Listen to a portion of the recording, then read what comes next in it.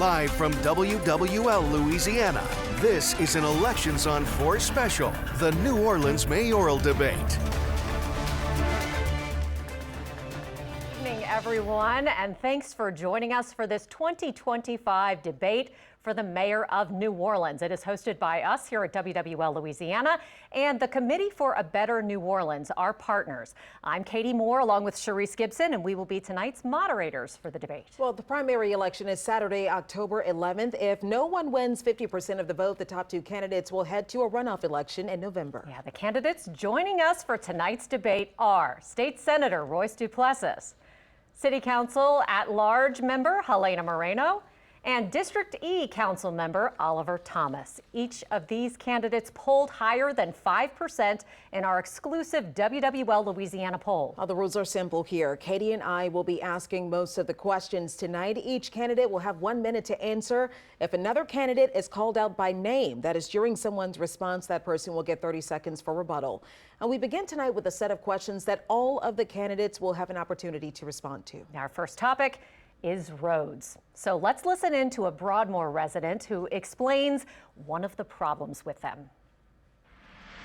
My name is Brian Shapiro. I live over here in the Broadmoor area. We have this pothole that became a sinkhole, I believe. I've reported this probably 3 times now over the last year and a month. Over the last, I would say, about 3 months, they've been doing all kinds of road work over this whole street, tearing up the street, repaving the street where they tore up. But for some reason, this sinkhole, nobody sees it. It's so frustrating. It's an eyesore. I pay a lot of money to live here, and this isn't part of the plan, the payment plan, And our first question, when Mayor Cantrell took office, there were $2 billion on the table from FEMA for road repairs. Now, the management of those projects has been messy. They've had extended deadlines, stalled projects, and complaints and frustrations, as you just saw there, from residents at a boiling point. How will you tackle those 200+ projects, and when can residents expect them to be done? We begin this evening with Senator Duplessis. Again, you have 1 minute to respond. Thank you all for having me tonight. This pain is real. The pain that people feel with the potholes that have been so systemic.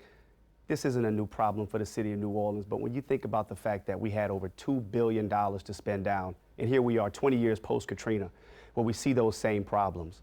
When I was a chief of staff in City Hall 20 years ago, we had similar problems. Lack of coordination between Sewage and Water Board and Public Works. We have a public-facing dashboard that really doesn't do much. Lack of transparency and accountability. We see pending problems, pending potholes that have been reported, but the issue is that we have a lack of staff and in-house capacity to get out there and fix these solutions. We need a coordinating cabinet so that everybody's on the same page. Within my first 100 days, we're going to identify the top 20 projects through all city council districts and make them a priority. Within my first 100 days, you will begin to see progress on getting those basic city functions like getting street repairs. It's just unacceptable what our citizens are dealing with. Senator Duplessis, thank you. Councilmember Moreno. Thank you. One of the biggest issues that we face is that work that we should actually be doing in-house or outsourcing, and things we should be outsourcing or doing in-house. So you talked about the $2 billion. That $2 billion that came in, the first tranche was over $1 billion. And myself and Councilmember DeRusso sat down with the Cantrell administration and we said, for this amount of work going out on the streets, we absolutely need to have project managers. And this administration said, no. We want to handle that type of oversight in-house. And obviously, because the level of oversight wasn't there, unfortunately, a lot of these dollars were wasted.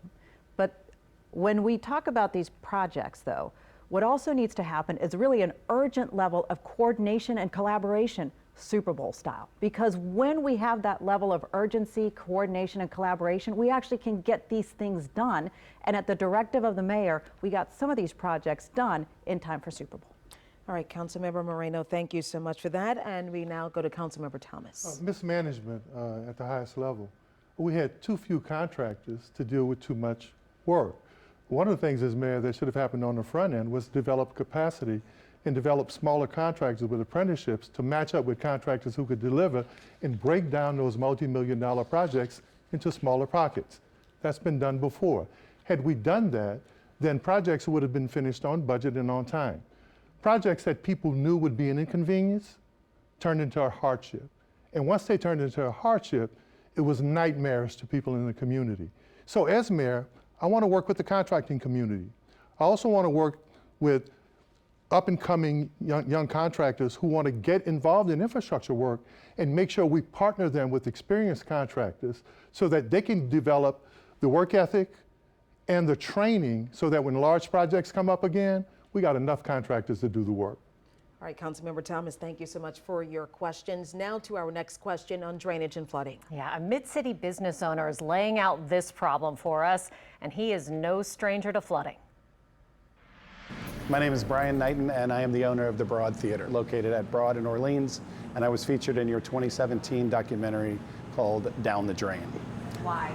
Because this location has flooded over the years. This building is 100 years old. While the city was preparing for the Super Bowl in February of '24, we landed a site visit with the Players Association to host one of their big parties, which would have been a big win financially for us. On the day that they were scheduled to come was the last day that, I believe, one of the last times we ever flooded. So I was standing in the street. They were scheduled to come at 3 p.m.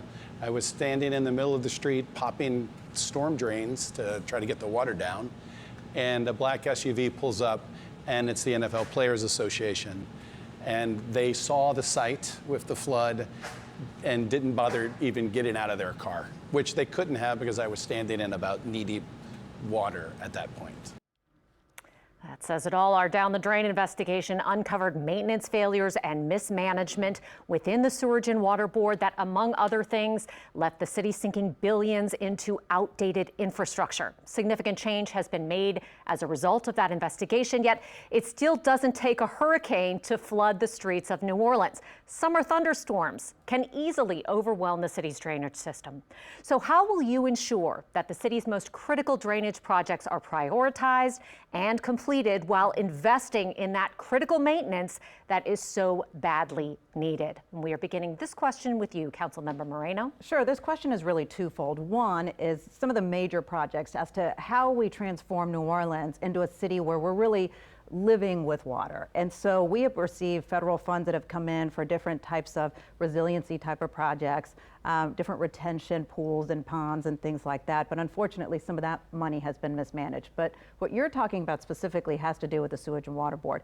And there still need to be significant efficiencies and a complete revamp of the Sewage and Water Board, particularly when it just comes to the basics of cleaning catch basins. There are 72,000 catch basins and lines that the standard is that they're supposed to be cleaned every 5 years.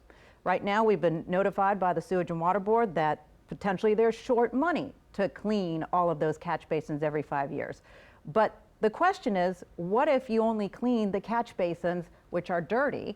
Because I can tell you that just right there alone, we will save millions of dollars. So that's an inefficiency right there, that why are we cleaning catch basins that are clean? All right. And next, Councilmember Thomas, you have a minute. First of all, I'm thankful that I was part of the new effort to at least consolidate that part of what Public Works used to be with the Sewage and Water Board. I was fortunate enough to be one of the contributors to the Down the Drain series because of my institutional knowledge. We have to find out what is the condition of those 72 or 73,000 drains. Which ones have to be restored, replaced, or repaired? What is the condition of the 37-inch drains that drain into the outflow system? We found out during that series that in many cases, even if the drains were free, many of the canals and large pipes that flow into the outflow system was backed up. So how often do we check to see that there's not overall general maintenance, but clear the cars, get the shopping carts out of it? So that's something that as mayor, I'm going to expect the Sewage and Water Board to have annual inspections of all the drain lines, make sure the drain lines are clear, because guess what, guys? If the water can't get to the outflow system, the water's going to stay in his theater and his business. And Councilmember Thomas, I just want to set the record straight. I don't remember your role in Down the Drain and working on that project. Yes, yes. I was one of the people that Mr. Walker and Pearlstein and them called about institutional knowledge of the system, because I was hosting the Good Morning Show, and we were also using you guys to do segments on the condition of the Sewage and Water Board.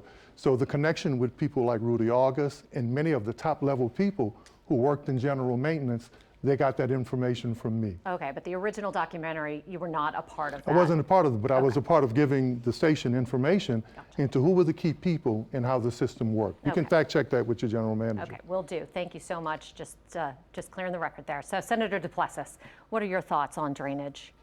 Anytime there's a heavy rain, businesses, residents, everyday citizens feel anxiety. We have a new executive director at the Sewage and Water Board who I look forward to working with. I'm proposing that we do something bold, something different. Currently, the mayor serves as the president of the Sewage and Water Board. I'm willing to give up political power, remove the mayor from the Sewage and Water Board so we can focus on performance outcomes and performance benchmarks at Sewage and Water Board. Remove the politics. Let's just get the job done for the people.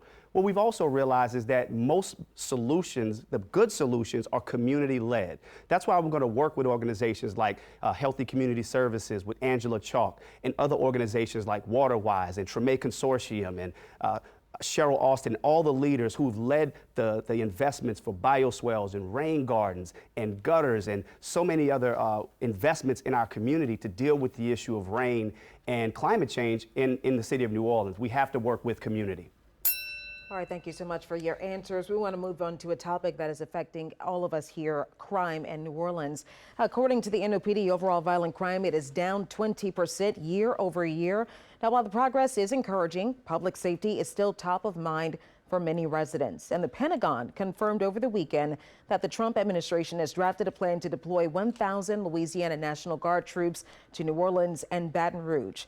Two questions here. As mayor, would you support the deployment of those troops? And what is your plan to make sure the downward crime trend continues? We begin this time with Councilmember Thomas. 1 minute. First of all, every life is precious, so anything you can do to make sure that people are not losing lives and losing their property, we have to consider.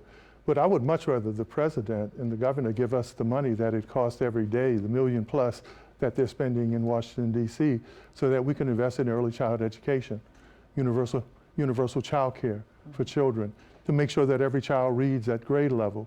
After school programs, I'm the only council member with an after school program, tutoring, mentoring. Let's do outreach. We know that 69% of violent juvenile offenders are functionally illiterate.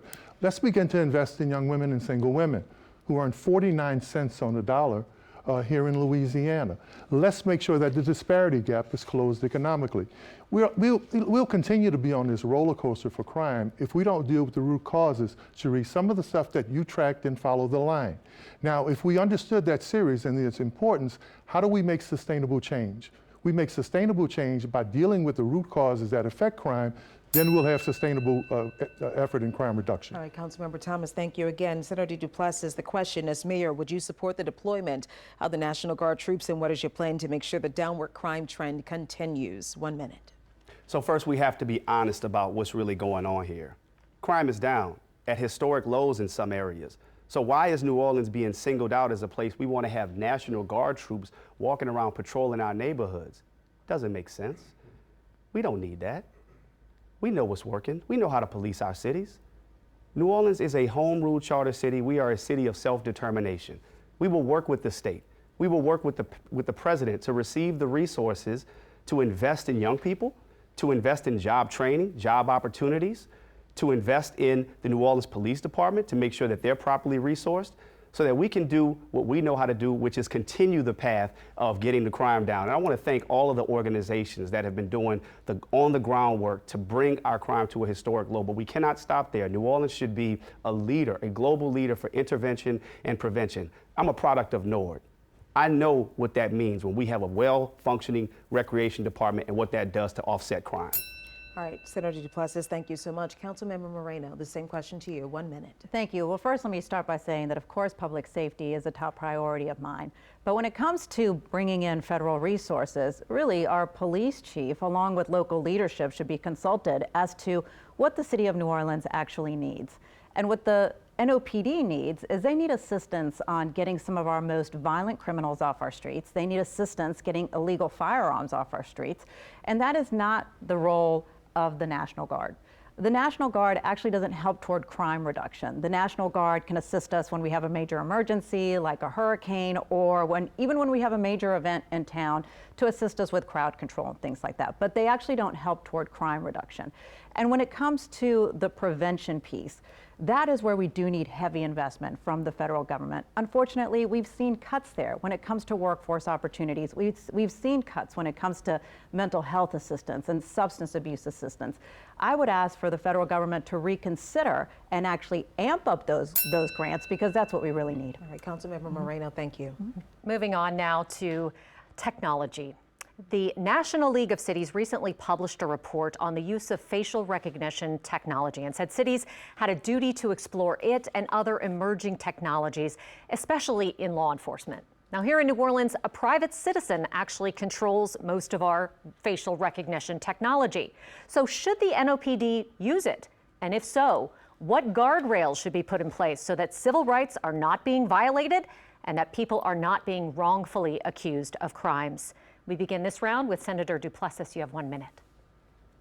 Right now, it's becoming harder and harder to recruit men and women who want to serve in the New Orleans Police Department. But that's not unique to New Orleans, that's across the country. We should embrace technology. We know that more crime cameras have helped New Orleans Police Department with investigations, it's helped close cases, and it's helped with deterring crime, quite honestly. But when it comes to live facial recognition, it's something that I am inclined to explore, but at this time I cannot support. It is too much of a test, and the impact that we know studies will disproportionately have an impact on people of color. So I have concerns regarding constitutional violations. At this time, I'm concerned about its use. I'm glad that the ordinance was parked at the City Council, but I will work with Chief Kirkpatrick, I will work with the law enforcement community, and I will work with all stakeholders to figure out how we can best utilize crime to keep our community safe, but not at the expense of people's constitutional rights. Councilmember Moreno. Thank you. So currently what the NOPD is allowed to use is facial recognition if they have, let's say, a photo or a video of someone, and then they can put that into a database to see if that face is recognized. What we are talking about now is live facial recognition, which is really the scanning of our city, the constant surveilling of our city to look for certain people. And when this was first brought before the City Council, I can tell you that myself, my staff, looked very closely at this and started to see what other cities were even doing this.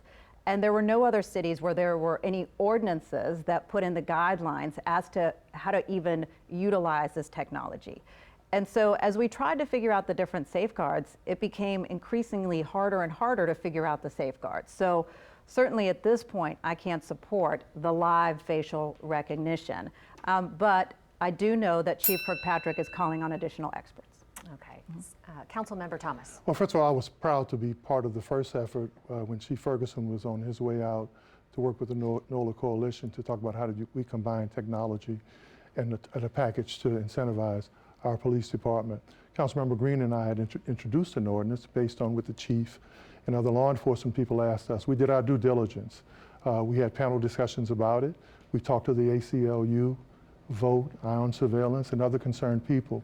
And then once the federal government and the state got involved, that threatened our ability to have our own home rule charter or to use it the way we saw fit and threaten constitutional rights, we thought the best thing to do was withdraw it until we could find a way that it wouldn't intrude on people's constitutional rights and that it wouldn't be used to target, especially black and brown people in communities like I grew up in. So until we can find a way to do it where it's fair, where it doesn't target certain communities, that effort is not only tabled, it won't even be considered. All right, thank you so much for your answers. We move on now to another question, this one on population loss in our city. According to data by the U.S. Census Bureau, the New Orleans area has experienced a steady decline in population since 2020, with the latest data showing a nearly 4% decline in population just last year. So as mayor, what specific policies will you implement to not only stop this decline, but to grow New Orleans' population again? We begin this time with Councilmember Moreno. Thank you. Well, people are leaving the city of New Orleans because they feel like it is just too difficult to live here. I actually had someone tell me at one of my meet and greets that the city of New Orleans has a way of ruining your day before your day even starts. because as she gets on the road, it's a construction project. And then as she gets on another road, the traffic lights don't work. And that's why within my first 100 days of office, my main focus is to get our city services right and to get them back, making sure that our street lights stay on, that our traffic lights stay on, that we get a real street maintenance program. Right now, our street maintenance program, we have one pothole crew for 1,500 miles of streets. And then at the same time, it's time to make sure that our city departments are working for the people of New Orleans and not creating hurdles for the people of New Orleans. Our Department of Safety and Permits, unfortunately, is such a barrier to doing business in our city. Whether you want to open a business, weeks to get an occupational license. Whether you want to do an expansion on your home, takes forever to get a permit. My main focus is revamping these broken city departments as well. All right, Councilmember Moreno, thank you. Councilmember Thomas. In OTFirst.com, we have 10,000 new homes, affordable new homes. Work with housing experts to make sure that we can provide that. That's nothing new. Let's take a look at CBDG funds and reprogram them to provide soft seconds like administrations have done in the past. Work with young professionals. Too many people have the stereotype of affordable housing as being that subsidy of that person on Section 8. No, affordable housing is for young reporters, politicians, MBAs. They're looking to be able to afford to stay in the neighborhood that they love. Another thing we can do is let's diversify our economy. But there's something that I'll talk about that no one else has ever done, regional cooperation. I was the first council member to have a regional meeting with our friends in Jefferson Parish. The state and much of our region is losing population. We ought to coordinate how we play on each other and build on the assets in the community so we can incentivize growth and development, but also make sure we're putting 250,000 new people in this region in the next 10 to 15 years. All right, Councilmember Thomas, thank you so much. We want to go now to State Senator Duplessis. Potholes need to be fixed. Infrastructure needs to be fixed. But let me tell you, potholes are not the reason that over 20,000 people have left the city of New Orleans.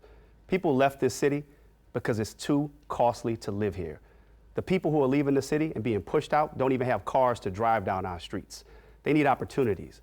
They need affordable housing. That's why I'm proposing developing and preserving 40,000 affordable units in the city of New Orleans. I want to stand up a fortified roof program to support and supplement what's happening at the state level so that we can fortify 25% of the roofs in New Orleans to bring down insurance costs. We also have to be serious about economic development. The Port of New Orleans is an opportunity for people, for our people, to get jobs, $75,000 on average, so they can stay in the city of New Orleans.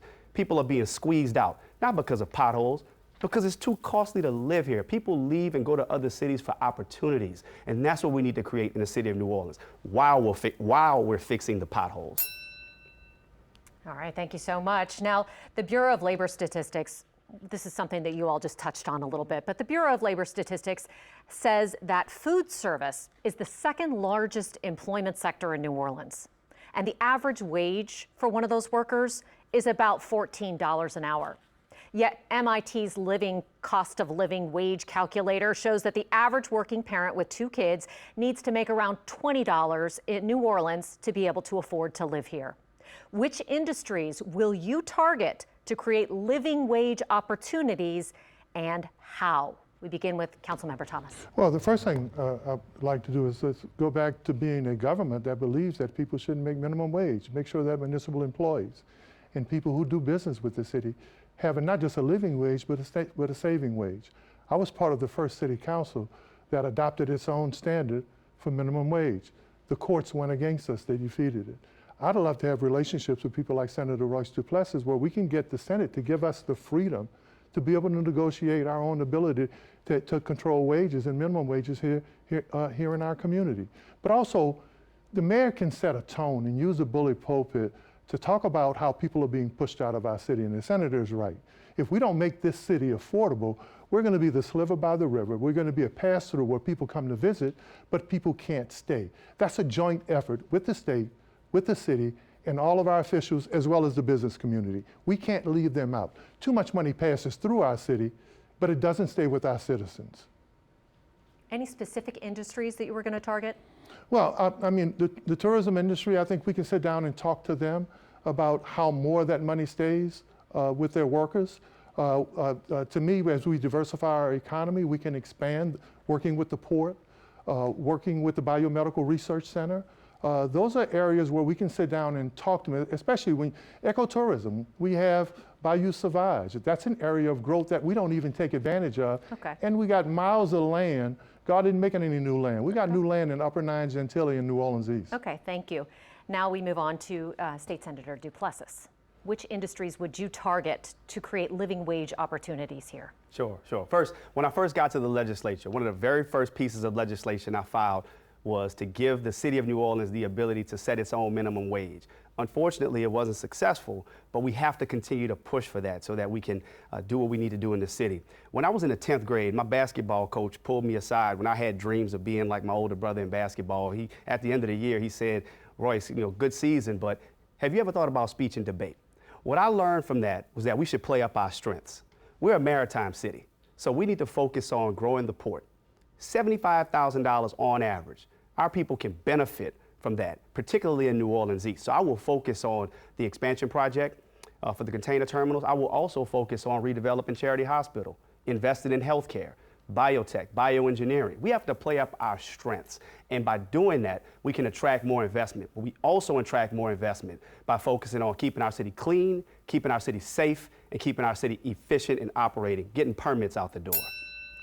All right, Councilmember Moreno, you have 1 minute. If you look at how other cities were able to really diversify and grow their economies, they did a couple of things. One, they really focused in on assisting their small businesses. And two, they also really focused in on entrepreneurs, people with new ideas, and creating that pathway for them to find capital so that these ideas would go from just something in their head to ultimately down the road a multi-million-dollar company now in a city. And so my plan is to grow our Department of Economic Development. Whether you're looking at just the Economic Development Department, which has 1.5 employees, or including the Office of Community and Economic Development, which has another 5, bottom line, that is not enough to really focus in on our underserved areas like New Orleans East. Okay, Jeff Swartz said they have 7 people. Right. Well, that was my time real quick. I'm sorry. Yeah, so first, let me just back up. Whether you have 2 people in economic development and then you add the Office of Community and Economic Development, which is another 5, so that's 7 people, that is still certainly not enough to be able to handle all of the economic opportunity that is necessary in this area. So I would build a team to make sure we're focusing in on our underserved areas, focus in on building up our entrepreneurs, focus in on helping our small businesses. Because the city of Austin, they have 58 employees and a $32 million budget, and we have 2 to 7 employees working in our economic development office. All right, thank you so much for those responses. Now, we want to move on to a little change, just change things up a little bit. And in this segment, you each are going to have a chance to ask each other a question. You get to decide who you want to ask that question to, and you will have 1 minute to answer the question if you are selected as a question recipient. So we want to begin now with you, Councilmember Thomas. Who would you like to ask a question to? Councilmember Moreno, you know I'm from New Orleans, true and true, and I spend a lot of time from one end of this community to the other. The people in this community, they have asked me to ask you a question. They see the paid actors on social media, they see the massive campaign, they see the massive amounts of money that you've raised.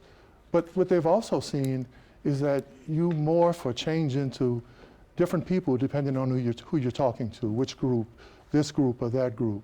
So what they wanted me to ask you is that, can they trust that you won't change on us? Mm-hmm.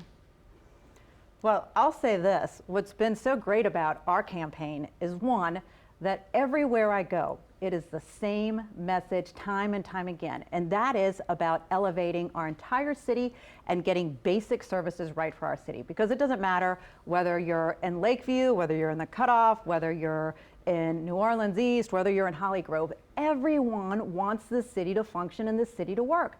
It doesn't matter what neighborhood you're in. If you're trying to do some kind of renovation to your house, or whether you're starting a business, you're going to safety and permits. And if safety and permits doesn't work, it impacts you. So bottom line, my message is always clear in every neighborhood, which is why I have built such a broad and diverse coalition from all across the city in all different neighborhoods to support my campaign, because ultimately that is what the people of New Orleans want. A better city, and they know because of my track record, I will stop at nothing to get the job done for them.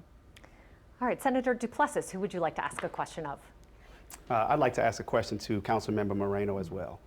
Councilmember Moreno, a few weeks ago, I received an email. I received an email from one of your top donors and supporters, a very powerful businessman in this city. That person used to be a supporter of mine until he realized that I could not be controlled. He sent me an email, but he sent me an email by accident. And I knew it was by accident because he asked me afterwards if I would delete the email. Let me tell you what was in that email. I think you know what was in it. In that email, he falsely claimed that someone from my team referred to you and people on your team as white devils. Now, I was offended by that because not only is it not true, because nobody on my team thinks like that, and we don't use that kind of language, white devils, it was used in an email to try to gin up white rage and divide our city by using racially charged terms that were false, that were not true, as a way to make money and raise money for you. Why have you not denounced that? So first, let me start. That email, of course, was not to me. It was to you. That's what I and said. it was from I said it someone was for who me. was a very long time supporter of yours. And I agree, that Not term as long as yours. that term should absolutely be denounced, no doubt about it. But it is now in the court's hands as to whether or not someone on your campaign called me by that absolutely, horrible type of term that I would hope that you would admonish if it is realized, and if there are witnesses, and if there are affidavits that end up coming forward that someone in your campaign did call me by that terrible term. And ultimately, I'll just say this, there's been a lot of distractions coming from your campaign and a lot of untruths. You've called me everything from incompetent and corrupt without any type of fact. And so this, again, is yet another type of distraction where you'd rather come and attack me than actually talk about the issue. No, ma'am. So you're saying it's not true. You have no evidence to suggest that there's any truth to anybody on my team referring to you in that way.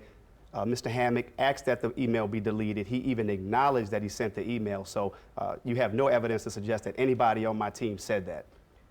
None. Black people in New None. Orleans don't even talk like don't that. even use that language. Hang on, the question is to me. Yes. The question okay. is to me. Yes, we'll give you a few seconds to respond, and then we'll move on to your question. This is now in the hands of the court. So and you're it'll blaming be- it on the courts? No, this is now in the hands of the court, and there will, see what happens, whether or not there are affidavits or any witnesses who come forward as to whether or not someone in your campaign said this. And I hope that if it is found out that that did happen, that you absolutely admonish the person who did this, and then that you Who was the correct person who did record. it? That you Who was the person who did it? You should check the court record. Okay, let's move on now. Now it is time for you, Councilmember Moreno, to ask a question of one of your opponents.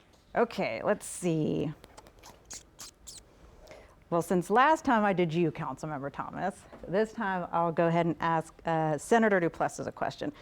Senator Duplessis, you have criticized the City Council when we have fought on behalf of the people of New Orleans. When we thought that the mayor really didn't have the people's best interest. And one of those situations happens to be the recent issue with, of course, the school board settlement. This was a situation where we all got in a room together and we all worked out a deal, the CAO, council members, mayor's team, so that we could move forward with the settlement. And then at the last minute, the mayor decided, no, we don't want to do this deal. Once again, people got back in the room trying to make this happen. Ultimately, when we couldn't get any type of resolution, the city council decided to move forward and actually take the mayor to court, really on behalf of the children of New Orleans. So my question is, do you support the council's continued fight for the children and taking the mayor to court, or would you have allowed the mayor to win and the children to lose? I've said before, I support the children. So you then support the council taking the mayor to court, which is something that you've always said that we should just get into a room and work it out. So you support the fact that we actually had to take the mayor to court to deal with this issue. I support the children getting their funding.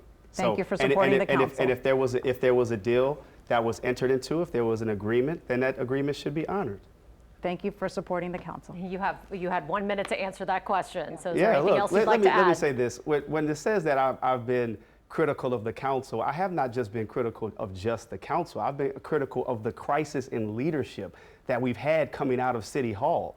Yes, the mayor and the council have not been able to get in the room. So I'm glad they were able to. I mean, she's citing one issue, but this issue ended up in court. How many issues have ended up in court? We had a sanitation contract to go all the way up to the Louisiana Supreme Court. So, I mean, you actually made my point that you all have only been able to work issues out by going to court. After we got into a room with everyone, Yeah. because I don't want to lose on behalf of the people. The people of New Orleans got me elected into office so that I would fight for them and protect our city. All right, yes, you can also rebut that because it was addressed to the council as well. Yeah, I think, you know, I offered an open letter. I think you guys covered it. It was in the Tribune, the Times-Picayune. When I first got on the council, I saw it would be highly competitive. I knew that there were people who would be looking for political titles and advancing their political careers. So my letter asked Council President to lead a retreat similar to the way other council members had done, similar to the one that I did when I was Council President, where Edgar Chase and Glenn Yancey got the administration and the council in the room together. I knew it would be important to establish some decorum and establish collaboration. All right, thank you so much to all of you for those great questions and for your answers. But we want to go back now to our section where Sharice and I ask you some more questions that we developed with the members of the community. Yeah, and our next topic is centered on the culture bearers of the Crescent City. Many of them, they are struggling. Here's Askaya Bennett with one of our city's social aid and pleasure clubs. My name is Askaya Bennett of the Old and New Style Fellas, and I'm a culture bearer in many ways. New Orleans doesn't thrive the way it thrives without the culture of second line clubs and black masked Indians. Everyone reap off the benefits of us. The price is outrageous. We pay for an event that the city will capitalize off, and we have to pay a steep price for it.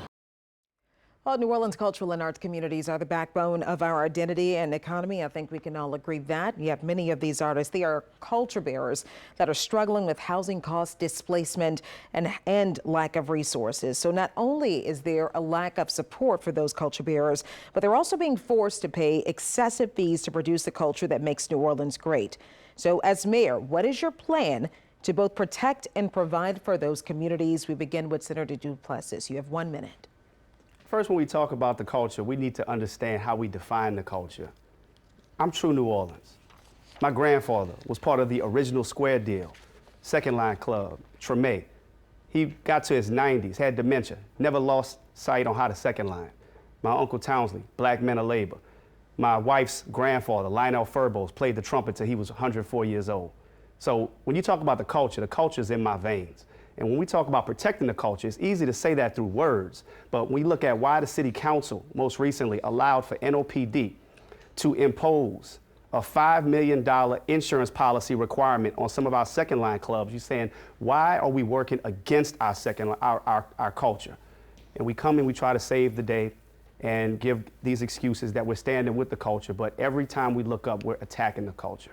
So it's really about showing up, making sure that they have the health care they need, the housing that they need, centering the culture, and not just talking about it.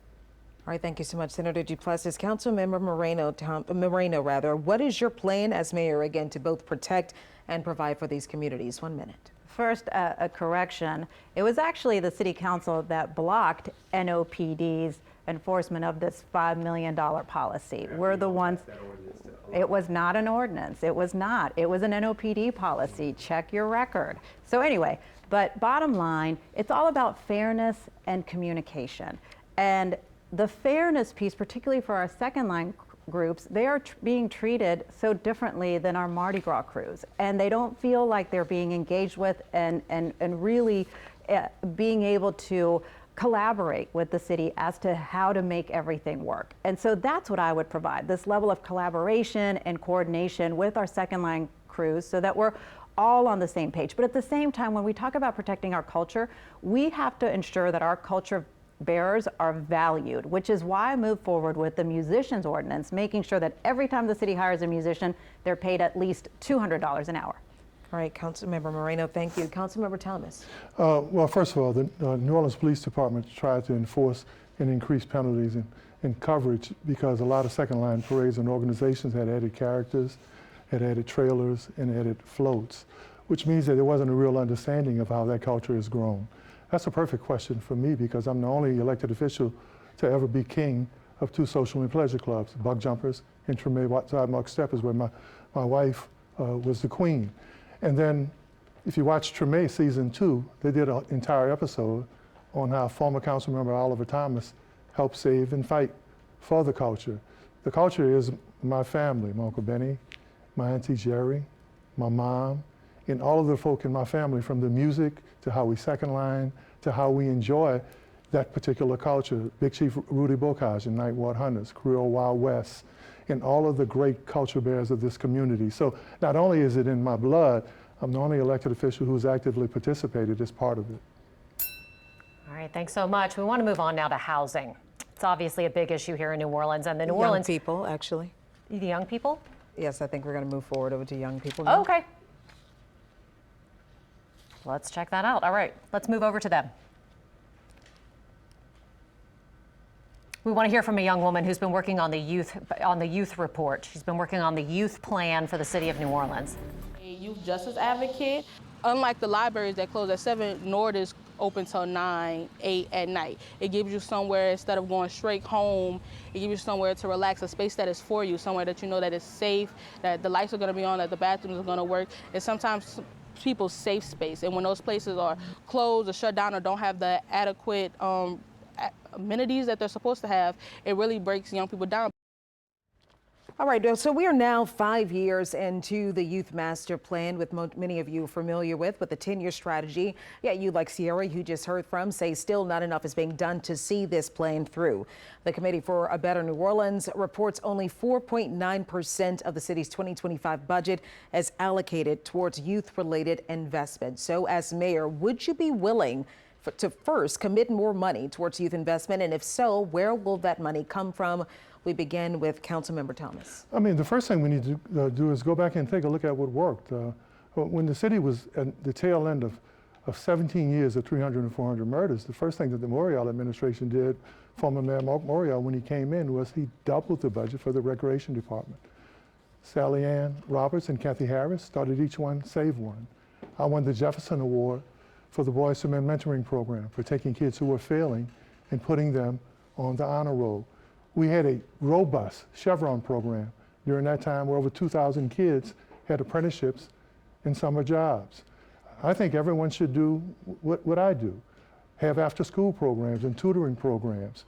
So I was really kind of amazed when during the Landry administration they recognized 33,000 opportunity youth without an opportunity. Young people at this city don't need a seat at the table when I'm mayor. They're going to help build the new table. And if you build the new table, you don't have to ask for a seat. It's your table, young people. All right, thank you so much, Councilmember Thomas. Senator Duplessis, 1 minute. My parents put me on Pontchartrain Park when I was 5 years old. Me and my 3 brothers were all raised on that playground. We know what a robust New Orleans recreation looks like. We know what a healthy New Orleans recreation department looks like. My dad used to cut the grass at Pontchartrain. He maintained the lights. He ran the concession stand. But that's not the same recreation department that we have today. See, we love to talk about how much we love our children and how much we listen to our children, but budgets are reflections of our priority. They're moral documents. And until we properly invest in our youth, we're not going to get the outcomes that we need. So we have a wonderful youth master plan. The problem is that we haven't properly invested in it. I will make it a priority to ensure that the New Orleans Recreation Department gets increased funding, but we're not going to stop there. I want to stand up and create a 0 to 3 universal pre-K program. I want to make sure that all children in the city of New Orleans are reading at grade level by the age of 8, because we know what that will lead to, and that's only positive outcomes for our young people. All right, thank you so much. And Councilmember Moreno. Thank you. The issue is, once again, it's implementing these plans. So we have the Youth Master Plan. We also have this other plan called the Big Green Easy Plan. And that particular plan was about really revamping Nord and being able to provide as many recreational opportunities for our children. And unfortunately, none of the Big Green Easy Plan has been implemented at all, including really doing a full assessment of all of our recreational facilities across the city. So as mayor, I will implement this plan and find different ways to ensure that we revamp Nord to provide as many opportunities for our kids.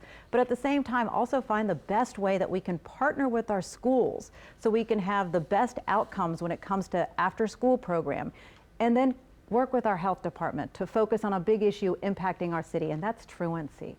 And truancy levels in our city are the highest in the state of Louisiana. Having crisis teams to really focus in on the child and figuring out what is going on within the household that this child is being truant could lead to positive outcomes. All right, thank you so much, Councilmember Moreno. Moving on to the topic of New Orleans East. Despite making up a very large portion of the city's landmass, residents in New Orleans East say they still don't see the same retail, dining, and economic investments as other neighborhoods.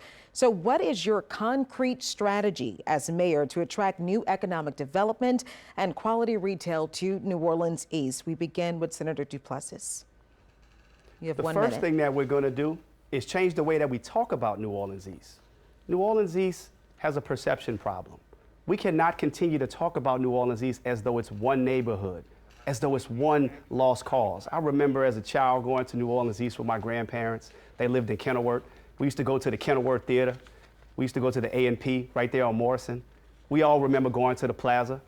That's when I first saw my wife. I was in the 7th grade. But we may not get that New Orleans East back, but we can get a better New Orleans East. It starts with how we talk about New Orleans East. New Orleans East is not just one neighborhood.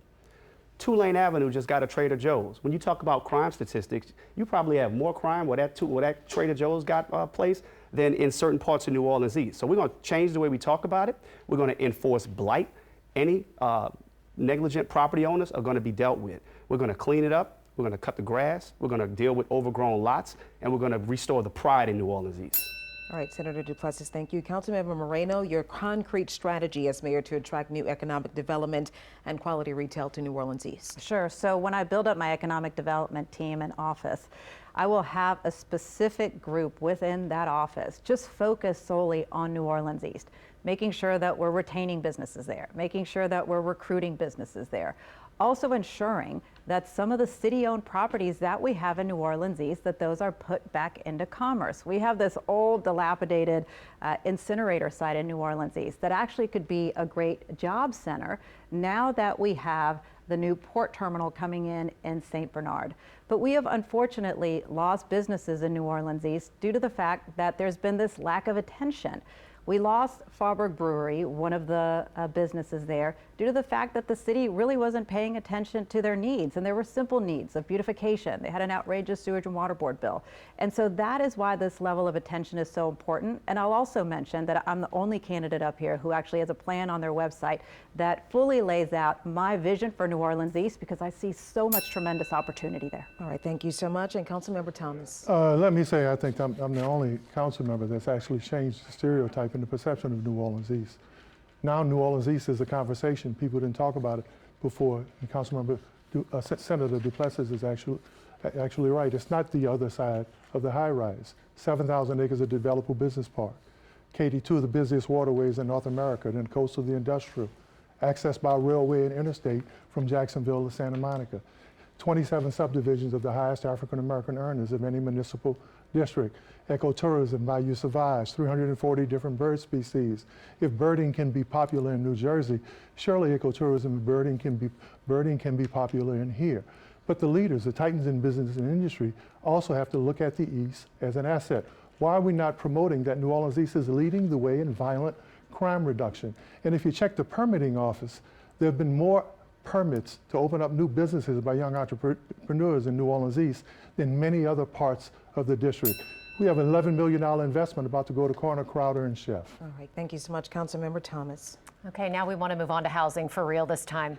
New Orleans 2024 Housing Ecosystem Report cites a shortage of 47,000 affordable housing units. At the same time, thousands of homes have been converted to Airbnbs and short-term rentals, really driving up rents and reducing the long-term housing stock. As mayor, how many affordable units do you realistically plan to bring online each year of your term, and how do you plan to pay for that? We want to begin with Councilmember Moreno. Thank you. So we have to take a look at what other cities have done to really boost up their affordable housing. And one of the kind of more unique ideas that I think is very doable in the city of New Orleans is that's taking their publicly owned properties and then ending up turning those into affordable housing. So what I would do is I would take, we have about 80 different structures that the city owns, and move those, and we also have a couple hundred parcels of land that the city owns, and move those over to the New Orleans Building Corporation.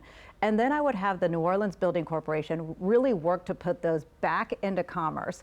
And then ultimately, with the main priority being turning these into affordable housing. At the same time, as you all know, the City Council has been very strong in their STR legislation. And we recently just won a huge court battle against Airbnb, where now they are having to take off their site thousands of listings that are not permitted. And so by not allowing these on the site, this could allow for additional affordable units. All right. Councilmember Thomas. First of all, the one thing is, as an elected official, you can say what you want, but your vote really shows where you are. I was the only first person who voted against the River District, and that was because of the affordable housing plan.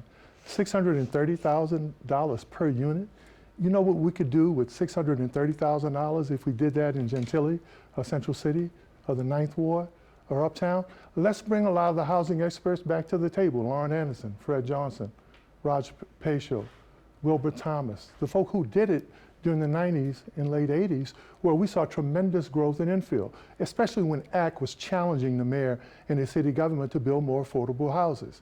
Let's take a look at how we make old indigenous communities affordable. Let's work with the state to raise the homestead exemption. That would bring down costs about 20%, especially with raising insurance costs and other factors that are raising prices and making it more affordable.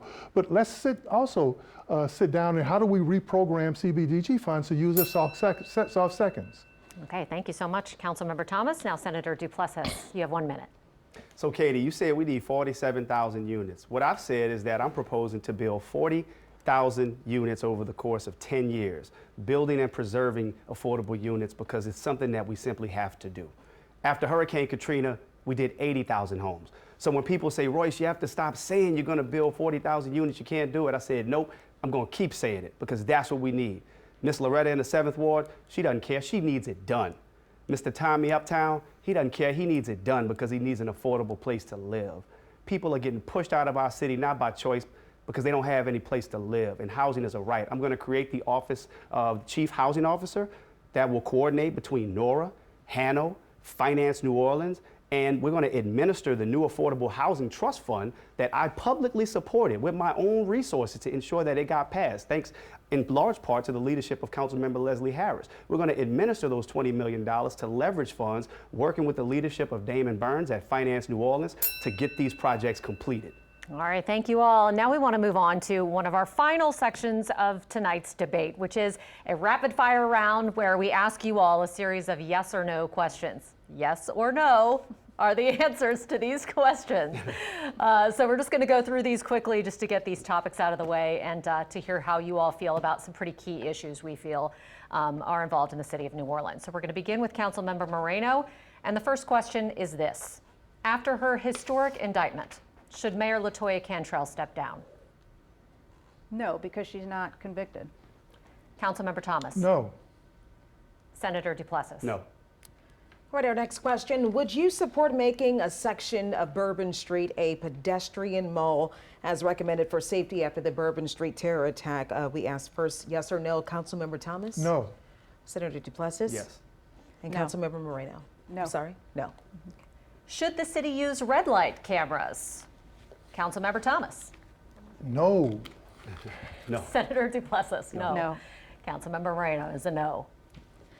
And the next question here, will you keep Ann Kirkpatrick as NOPD chief? That is, if she is willing to stay.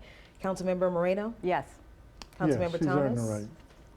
Yes. Senator Duplessis? Yes. Thank you. Do you plan to keep the Office of Cultural Economy? Councilmember Thomas? Yes. Senator Duplessis? Yes. Councilmember Moreno? The next question, do you plan to keep the Office of Youth and Family Services? Senator Duplessis? Yes. Councilmember Moreno? Yes. Councilmember Thomas? Yes. All right, well, we are now approaching the end of tonight's debate. We can't thank you enough for being here with us, but we do want to give you all the chance to let the audience know exactly what it is that you're thinking. We have a special poll on our website where you can rate these candidates. Scan the QR code you see on the corner of your screen and tap the link that pops up to weigh in.